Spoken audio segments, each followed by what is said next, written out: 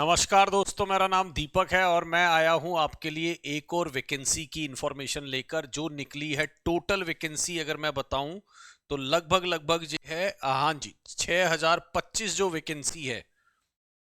एक सेकंड दीजिए। हाँ जी, तो ये 6025 वैकेंसी जो है ये उड़ीसा है ना, स्टाफ सिलेक्शन कमीशन ने निकाली है। पोस्ट कोड है ये 438।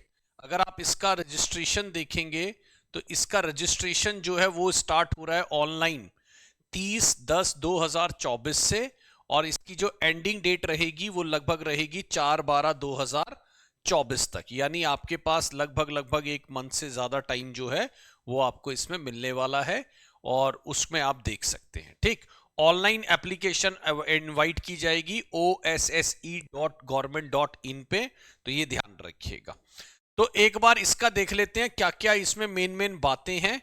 देखिए यहां पर TGT art, TGT science, TGT आपका अगर मैं बोलूं Hindi, classical, Sanskrit, Telugu teacher, Urdu teacher, physical education teacher, ये सब जो है वो आपका दिया हुआ है।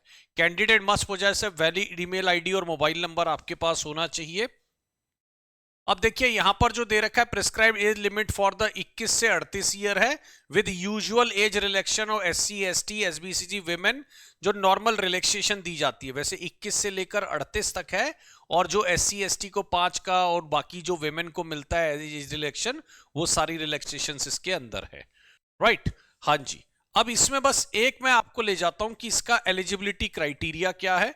पहले इसकी पोस्ट देख लेते हैं जल्दी से। ये सारी पोस्ट जो है वो आपकी दे रखी है। देखिए यहां पर ये सारी पोस्ट दे रखी है। अगर मैं बात करूं तो टीजीटी आर्ट्स के अंदर क्या कहते हैं 993 है, ठीक है। और अगर मैं बात करूं तो इसका 510 है। टोटल मिलाकर जो ये पोस्ट है तो ये आप देख सकते हैं यहां पर आपका 6025 जो है वो आपका यहां पर दे रखा है, ये ध्यान रखिएगा। चलिए अब अगर मैं बात करूं तो ये सब चीजें हैं। इसमें बस एक मेन बात मैं आपको बता देता हूं जो हम सब लोगों को बहुत ध्यान रखनी है, ठीक है ना। हाँ जी, मेन बात इसमें मैं आपको बता देता हूं इसके लिए कौन एलिजिबल है। हाँ जी, वो एक बार देख लेते हैं दोस्तों। ये देखिए यहाँ पे एलिजिबिलिटी दे रखा है। जर्नल क्राइटेरिया, कैंडिडेट सिटीजन होना चाहिए, गुड करेक्टर होना चाहिए, हेल्थ अच्छी होनी चाहिए, कोई भी उसमें डिफेक्ट नहीं होना चाहिए, बॉडी इन्फर्मिटी यानी कोई भी बॉडी में प्रॉब्लम ना हो, कोई दुर्बलता ना हो, कोई वीकनेस ना हो, है ना। मैरिड है तो केवल एक ही स्पाउस हो उसकी, है ना। हाँ जी, एक ही स्पाउस लिविंग हो उसकी। मैरिड है तो उसकी एक ही स्पाउस लिविंग हो, और रीड राइट उड़िया में, है ना, with any of the following qualification. अब देखिए यहां पर जो एक प्रॉब्लम ये कर दी गई है कि ये सिर्फ उड़ीसा बोर्ड से पास हुए लोगों के लिए ही वैकेंसी रखी गई है। Have pass HSC exam conducted by board of secondary education Orissa. ये देखिए 10th जो है वो उड़ीसा से होनी चाहिए। यहां पर लिखा हुआ है क्लियर कि 10th जो है वो उड़ीसा से होनी चाहिए, तभी जो है व्यक्ति इसके लिए एलिजिबल है। तो अगर आप उड़ीसा से करके आए हैं 10th, या आप उड़ीसा के ही वासी और वहीं से आपने करा है, तो ये वैकेंसी आपके लिए बहुत बहुत जरूरी वैकेंसी है, ये ध्यान रखिएगा। हाँ जी, और थोड़ी सी बातें देख लेते हैं। इसमें एलिजिबिलिटी क्राइटेरिया क्या है। जैसे नॉर्मली है, अगर मैं बोलूं टीजीटी आर्ट बैचलर, इसमें ना अगर मैं बात करूं तो 45% जो है, ठीक है, वो आपका, अगर मैं बोलूं इसमें, अगर एक बार मैं देखूं कोई और में, हाँ जी,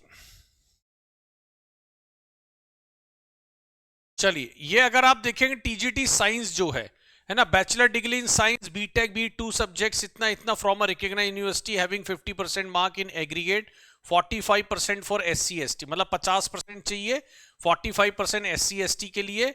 बीएड इन एजुकेशन जो 3 ईयर इंटीग्रेटेड डिग्री है वो आपको चाहिए, ठीक है। M Ed from any NCET recognised institution वो आप बोल रहे हैं, ठीक है।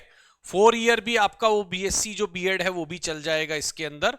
तो अगर मैं बात करूं जो नॉर्मल क्राइटेरिया होता है किसी भी के लिए भी, बस इसमें सबसे मेन बात जो है कि आप उड़ीसा से पढ़े होने चाहिए।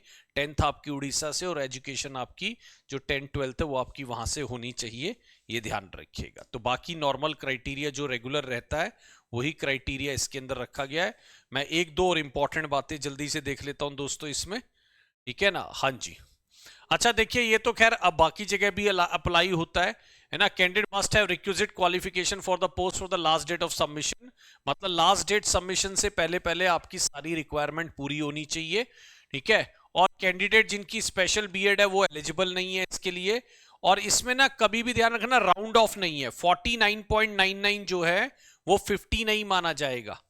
आपके पास 50 होगा तो ही 50 माना जाएगा, 49.9 जो है वो लेस देन 50 मानेंगे, 44.99 जो है लेस देन 45 माना जाएगा, ये ध्यान रखिएगा। तो ये सारी बातें जो हैं आप देखते हुए चलिए, ये एक अच्छी अपॉर्चुनिटी है। बाकी दोस्तों ये आपको नोटिफिकेशन शेयर कर दिया जाएगा टेलीग्राम पर, ठीक है, और आप इसमें बाकी चीजें भी एक बार देख सकते हैं। तो जो लोग उड़ीसा के वासी हैं, उड़ीसा से एजुकेशन है, उनके लिए तो एक काफी अच्छी अपॉर्चुनिटी है जो आने वाले टाइम में है। और एक चीज ध्यान रखिएगा, अगर आप उड़ीसा के इस कोर्स की तैयारी करना चाहते हैं तो आपको डिस्क्रिप्शन में एक लिंक दिया होगा, उड़िया भाषा में हमारे पास कोर्स जो है बकायदा अवेलेबल है, तो आप वो भी देख सकते हैं। आपको डिस्क्रिप्शन में स्पेशल लिंक दिया होगा, वहां पर जाकर आप देख सकते हैं, राइट।